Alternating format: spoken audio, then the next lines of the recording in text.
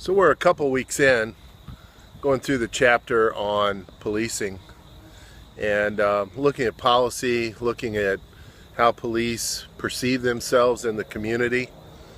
And remember, this is an ethics class and a class about developing ethical considerations within your department.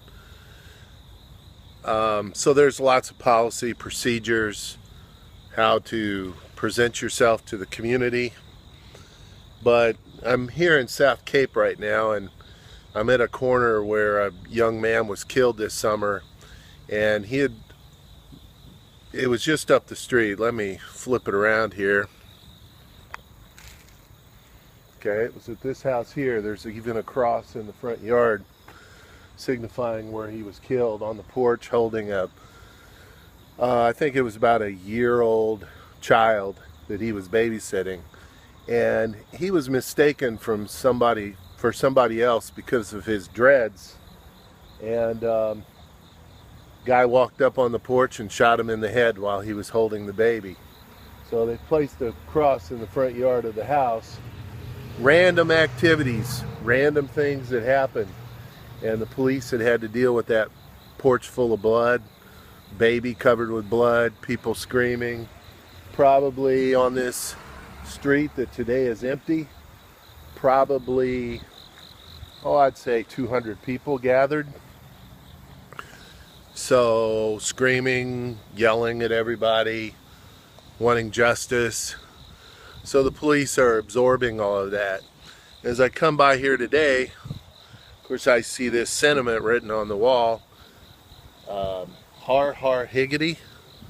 What the hell's that mean? You know, stuff just randomly appears. So you can have your policies, you can roll through and be thinking about how you're being perceived in the neighborhood, but randomness is occurring all around you that doesn't make any sense. I'm sure it didn't make any sense to this young man's family in Kentucky when they got the call that he was killed in Cape. Well, what was he doing? What was he into? What was the beef?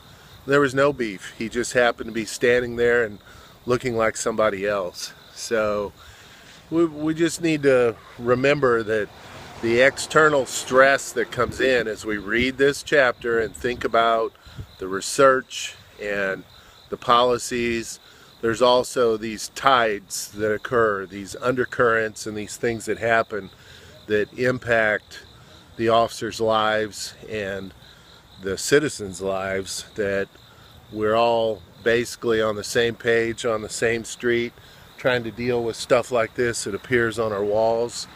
And something to consider today.